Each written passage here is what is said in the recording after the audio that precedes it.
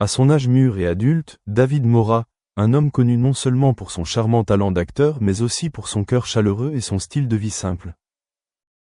Il a finalement admis ce que les fans attendaient depuis tout ce temps, il est en train de se préparer pour un mariage à l'église, un mariage solennel, sacré et émouvant, où lui et la femme de sa vie échangeront officiellement leurs vœux de vie. Je ne veux pas que ce soit juste une fête. Je veux que ce soit un moment sacré où l'amour s'illumine devant Dieu et tous ceux que j'aime, a confié David doucement lors d'une récente interview, le sourire aux lèvres. David Morra est resté secret sur sa vie amoureuse. Il n'est pas bruyant dans les médias, ne montre pas ses relations privées. Pour lui, l'amour est sacré, un trésor qui doit être protégé et non pas montré. Cependant, lorsqu'il parlait de la femme qui marchait avec lui jusqu'au bout de la route, les yeux de David devenaient plus doux que jamais. Elle est une femme qui n'est pas très présente dans les médias mais qui se démarque dans le cœur de David. Ils ont traversé ensemble non seulement des journées douces mais aussi des moments difficiles. Il y a des moments où le travail les sépare, il y a des moments où la pression les force tous deux à choisir entre la raison et l'émotion. Mais après tout, ils se sont quand même tenus la main et sont rentrés chez eux. Nous ne sommes pas parfaits, mais nous choisissons de nous aimer chaque jour. C'est pourquoi je voulais un mariage non seulement beau, mais aussi significatif, a déclaré David d'une voix chaleureuse et fière. Le mariage que David prépare n'est pas une affaire somptueuse. Elle se déroulera dans une église ancienne, un lieu marqué par le temps, un lieu associé aux souvenirs d'enfance, aux moments de paix en famille et à la foi. Des chaises en bois rustique, une chaude lumière de bougies jaunes et le doux son d'un piano résonnant dans le sanctuaire. C'est ce qu'il avait imaginé pour son grand jour. Pas de spectacle, pas de fioritures, juste de la chaleur, de la sincérité et de l'amour. Ses proches, parents, amis et collègues, ont tous été émus lorsqu'ils ont appris la nouvelle. Ils attendaient ce moment depuis longtemps, celui où David, l'homme qui s'est toujours consacré à l'art, au public, vivrait enfin pour lui-même, pour l'amour de sa vie. David Morra n'est pas le genre de personne qui vit dans un rêve de conte de fées. Mais pour lui, le véritable amour peut créer l'éternité, s'il est nourri par la camaraderie, la tolérance et la confiance. Il admet que ces longues années de célibat l'ont parfois amené à remettre en question le concept du mariage. Non pas parce qu'il ne croit pas en l'amour, mais parce qu'il a été témoin de trop de relations brisées autour de lui. Mais c'est la femme à côté de lui, avec sa douceur, sa patience et son intelligence, qui lui a redonné foi. Je pense qu'un mariage n'est pas la fin d'une belle histoire d'amour, mais le début d'un nouveau voyage, où deux personnes s'engagent à vivre bien ensemble chaque jour, a déclaré David. Lorsque David a marché dans l'allée dans un costume gris clair, tenant la main de sa mariée, sa partenaire de vie, il n'y avait aucun doute dans l'esprit de personne. Ce n'était pas un mariage juste pour accomplir un devoir, ou pour suivre le cours de la vie.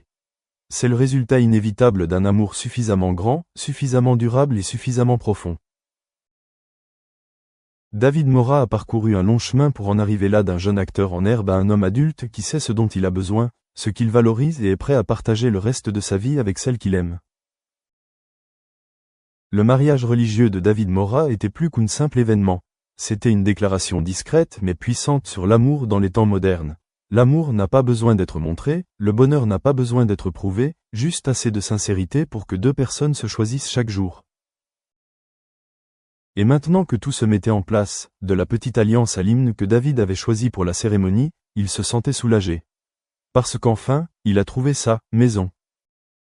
Après la cérémonie de mariage à l'église, une cérémonie émouvante où beaucoup de personnes ont versé des larmes tant elles étaient émues, David Morra est officiellement entré dans une phase complètement nouvelle de sa vie. La phase de l'amour mature, de la responsabilité et du partage total. L'homme qui s'immergeait autrefois dans des rôles humoristiques et charmants à l'écran, devient désormais plus mature et plus profond que jamais lorsqu'il parle du rôle, le plus important de sa vie, être un mari. Jai jouait dans de nombreuses scènes de mariage, de nombreuses répliques romantiques.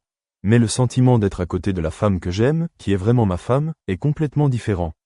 Ce n'est plus une ligne, c'est un vœu, a-t-il partagé après le jour du mariage. Depuis qu'ils vivent officiellement sous le même toit, la vie de David et de sa femme n'a pas toujours été rose. Mais ils choisissent d'être fidèles l'un à l'autre, sans cacher leur fatigue ou leur peur. Cette sincérité a créé un foyer solide, où chaque jour est une opportunité d'apprendre à s'aimer correctement. David n'a pas hésité à aller dans la cuisine et à apprendre à cuisiner les plats que sa femme aimait. Il NHE accent aigu cite pas non plus à sauter une réunion avec des amis pour rentrer tôt à la maison, simplement pour regarder ensemble un film préféré ou pour dîner tard. Parfois, le bonheur ne vient pas de grandes choses, mais de petits détails répétés avec sincérité, a-t-il ri. Contrairement à sa jeunesse rêveuse, David comprend désormais que maintenir une relation à long terme ne vient pas de vœux fleuris mais de la patience, de la tolérance et du fait de donner la priorité à l'autre personne. Il ne considère plus l'amour comme un conte de fées, mais comme un projet de vie qui doit être... Ciertos procesos que en la educación tradicional pues suelen ser muy lentos, y también creo que herramientas fundamentales son estas tendencias que vienen, como ya también comentaron, de realidad virtual, inteligencia artificial, gamificación. Todo esto sirve para aumentar el nivel de compromiso y motivación que pueden tener pues, los estudiantes a futuro, ¿no? Entonces, nosotros en FW queremos implementar este tipo de cosas, queremos, pues en verdad mantener motivado a las personas para que pues sientan orgullo de estarse capacitando, pues, constantemente. Gracias. Antes de dar la palabra a Patricia, quiero recordar a todos los que nos están viendo que pueden poner sus preguntas en el chat de Q&A, Questions and Answers, aquí en el Zoom, y si podemos, veo que ahora se acaba Claudia Chamorro ha escrito algo, si podemos al final vamos a intentar hacer un resumen de las preguntas y que las contesten alguno de los panelistas. Patricia, ¿cómo incrementar esa participación de los estudiantes? Voy a enfocarme primero en los mentores o los profesores. Lo que mencionó Ezio es vital, ¿no? ¿Cómo podemos nosotros tener una rastreabilidad, que es lo que él utilizaba de los skills? O sea, es muy complicado poder identificar en qué medida los estudiantes están ganando las competencias y cómo las diferentes materias, cursos, actividades curriculares y extracurriculares están contribuyendo de manera transversal a esto. Eso se tiene que enfocar siempre de manera sistémica y las plataformas que contribuyen a hacer ese mapeo es vital para el profesor, para la universidad, para los planes de estudio.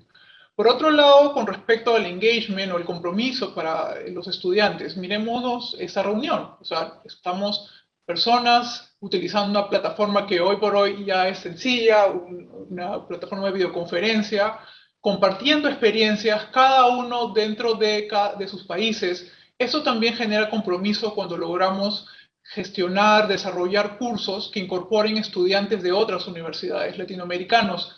No solamente hablo de Occidente, sino también incluso dentro de la misma región. Genera mucho compromiso que se formen grupos interdisciplinarios, interculturales. Los estudiantes van a tener la expectativa incluso de poder desarrollar un prototipo con mucha más fuerza si sabe que tiene un compañero que con otro punto de vista está nutriendo este proyecto y está logrando además desarrollar en el mismo proyecto, por ejemplo, de ingeniería, habilidades blandas que son muy difíciles de entregar a través de la tecnología. Creo que en estos dos puntos nosotros podemos ganar tanto en el profesor como en el estudiante.